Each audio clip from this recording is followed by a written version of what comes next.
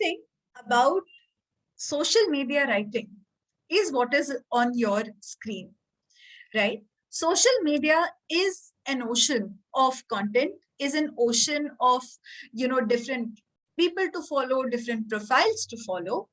In the whole ocean, or in the whole, sea of opportunities or people, or, the profiles or posts that you have, all you need to be is that board that somebody can, quickly see, and somebody can, point out and come to you there. Yes, all we have to do is be visible in the boat, be visible as the boat in the ocean of people, in the ocean of profiles. Be it LinkedIn, be it Facebook, be it Instagram, be it Twitter, any social media profile that you have, you would see that there are millions and billions of people on it. There are so many profiles that are business, there are so many profiles that are personal. Everyone is trying just one thing: to go viral, to grow their business, to get leads from social media. Now, in that, there has to be something that you're doing right to be there, to get visible in that particular ocean. That thing is basically developing your content in such a way that you can stand out of the crowd, that any person looking at and scrolling on the feed can just stop when they see your content which is written. This session is not just valuable for you as a personal content writer and developing your own profile, but it is equally valuable for you if you are, creating that for anyone else, no matter what. Be it a client of yours that you're managing social media for, be it any, personality that you're managing social media for. This session will help you in building that kind of a content, or building that kind of a mindset that helps you streamline your content. So when we talk about today's session, majorly we are going to revolve it around different social media platforms, and we will focus on just one thing, which is the content.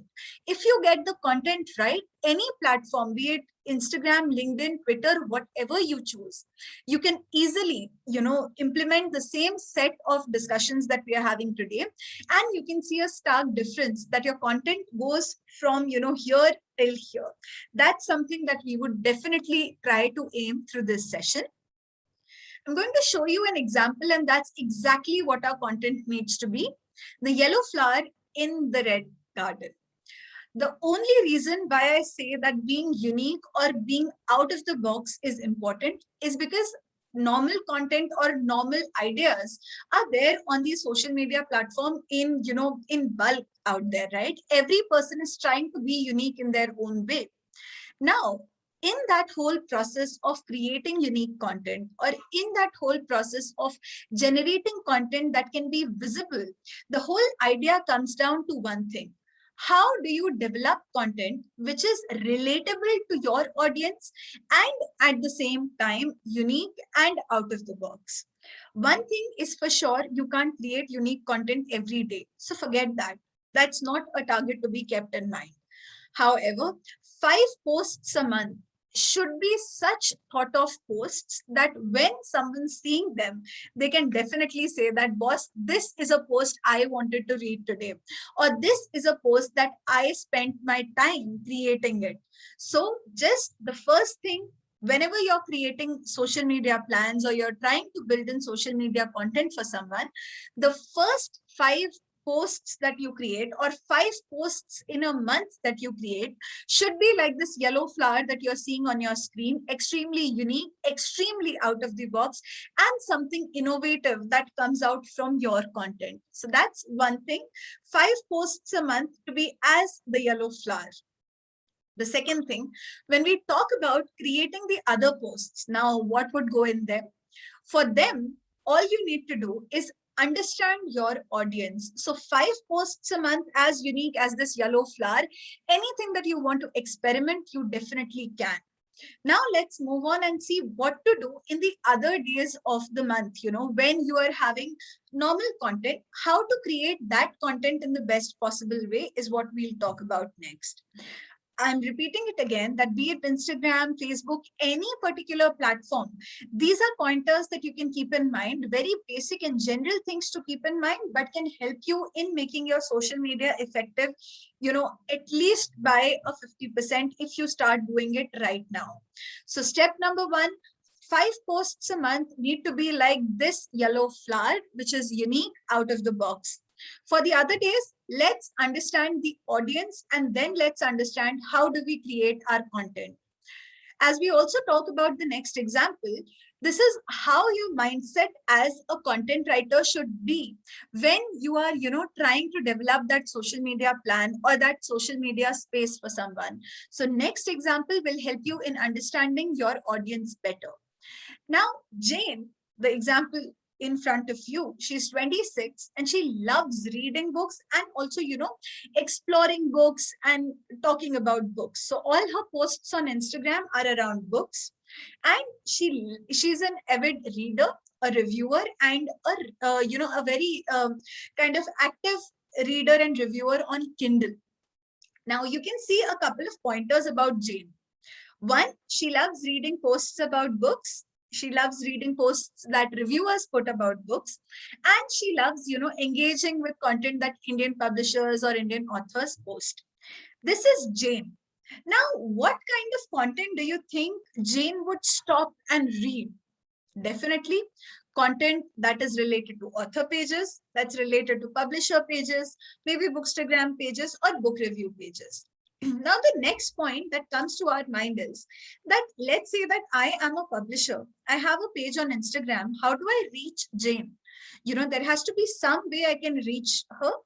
The first way, of course, is using hashtags so that when Jane goes to her explore section, you can easily, reach her out. The same goes on LinkedIn as well, and the same goes on Facebook too. But then, how do we engage Jane? Definitely with content. So, what is the importance of understanding your audience and trying to reach out people who is your target audience plays a crucial role in writing for social media platforms. I was reading this book, How to Write a Seductive Web Copy. This book talks in great detail about what a client is looking for, what a person on Instagram is looking for, and what is it that you are trying to deliver. It has to be on the same page to get the lead generated, right? Lead generation, for all those who are new to social media, means that when someone comes to your page, whatever you're trying to sell or whatever you're trying to promote, people do that. So that is lead generation, which I've been using multiple times since yesterday.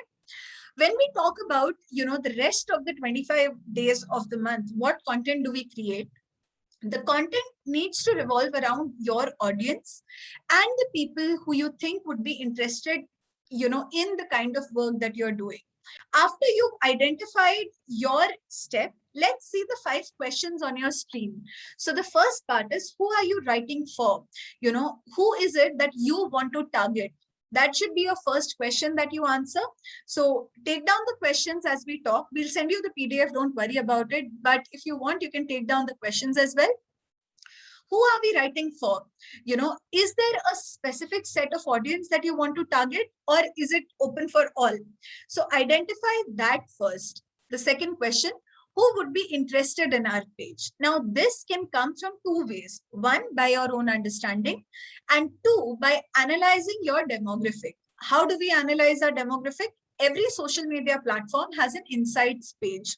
You go on that and see who are the people who are following you the most. Let's say that there are people you know, or there are people who are unknown to you from a specific age group, or people from a specific, area. Who are the people who are following you? That will help you in understanding, who are the people who would be interested in you, right? So that is the second question. Who are the people you feel would be interested in your page? So that's the next part. The next question is, who would be sharing our content? Now, this is something that is very important to understand, and a very different kind of an approach is needed to get there as well. When we talk about somebody sharing our content, it basically means that that person needs to feel a sense of pride or a sense of happiness in sharing something that you've written. Now, the most shared things on the internet are memes. The second most shared things are quotes. So you need to understand first that what is it that people would share in their stories. The first thing that you do to understand this is open your Instagram, Facebook, LinkedIn, whatever content you're building for, and read the stories or posts that people are sharing. That will give you a fair idea that what your audience enjoys sharing, what your audience likes in promoting to other people. So for example, when Mithas services page started up, initial 1 year we were going okayish. Then when the lockdown started, all of a sudden our sharing thing went really up. That is where the page grew multifolds, right? You can run ads, you can do everything, but the only thing which would genuinely help your Instagram or your LinkedIn grow is genuine content sharing. So what you need to understand is that what is it that people are sharing. When you know that, your next 25 days of content is sorted with the relatable or relevant kind of posts that you create. So that is the third thing. Go to the stories of people, see what they are sharing, try and understand the psyche. There is this wonderful idea that I kind of heard in one of the interviews recently, was that people share something that enhance their personality, or that adds a kind of quirk, or that adds a kind of coolness to their personality. So when you're thinking about it, when you're thinking about creating content that can be shared, you may want to keep this in mind as well, that is my content adding value to someone's personality when they are sharing it? Is my content adding some kind of value to the people who are reading it, so they feel that, hey, I'm going to share it right away? So keep these things in mind, and I think your content game would be really strong if you do that. The next question is, what would be the tone of your content? Now, what is the tone? Let's understand that. When we are reading a post, hey, I'm here, just get this copy of my book right now, only 10 copies left, now. That tone is a mixture of slightly authoritative, that you're, in that space, that I feel the authority to tell you this, or it also feels extremely excited and friendly. So this is called the tone. The tone plays a crucial role with the people who are following you. Therefore, importance of knowing who would follow you or who would be your ideal follower becomes important in social media writing. Who are you writing to? It kind of defines your tone. On Instagram, the tone is majorly written towards your followers. So if your audience is really millennial, you could just go and say, hey, I am the OG, and they would understand. But if on LinkedIn your audience is a pretty formal audience and a demographic above 25, they may not be that familiar with these kinds of words. So try and understand who is following you, or who would be your ideal follower, and keep the tone in mind for that ideal follower. Think that you're talking to that person, the ideal follower, in mind, and then you would be able to create the content in that tone. And lastly, how to generate a lead. Now, lead generation comes from three things. One, trust. Two, engagement. And three, the cool quotient factor. When we talk about the trust, credible content, or content that builds the trust of your ideal follower, like we've been discussing, comes into the picture. Always, whenever you're in a fix, or whenever you think that, hey, what do I do next? The next thing to do is think about your ideal follower. Who's your ideal follower? The person who would be following you and very happy with your content is your ideal follower. Think, what would that ideal follower like? What would they enjoy? And then create content. Your whole content writing space, your whole content writing game would completely change just by this simple aspect of understanding who's following you. Another important thing here is that these are pointers for you yourself, but when you're writing for someone else, try and create that ideal customer. Try and create the person who would be interested in that brand. Let's take an example that we are working for a brand that creates this. Okay, so who would be interested in this? Would a person really formal would be interested in this? Maybe no. Would a person, extremely into different kinds of big murals be interested into this? Maybe no. So first thing, if you're writing for a brand, you need to define who would be the ideal customer of that brand, and then create content according to that ideal customer. Talk to that ideal customer on Instagram, WhatsApp, Facebook, whatever medium you're choosing. Lastly, when we talk about engagement, and when we talk about the cool quotient, identify what will lead a person to kind of go on and click on that buy button. There can be multiple reasons why a person either requires the product that you're trying to sell, or the person might just be happy in purchasing it. Just a simple example, there is this notebook on Instagram that I've seen, which is a whiteboard notebook. I have this big a whiteboard on this wall. Why would I need a whiteboard, right? But seeing the ads multiple times, seeing the content that they've been creating multiple times, I've literally been forced to buy that book. Similarly, I'm sure you guys must have that kind of things as well, where you have been forced to buy something because the content was just amazing. Be it Zomato showing you all the beautiful, lovely cuisines and asking you to order now. Be it Myntra telling you that, hey, this is the last dress that we have and that's only for you. All these pointers are part of lead generation. How do they start? By building credibility with the kind of content they're posting for all the months, then trying to build that X factor, and then trying to bring in the cool quotient and getting you to buy something that you need or something you may not need as well. That is the whole cycle of creating a lead. That's the whole cycle of understanding your audience and then building content according to that audience. So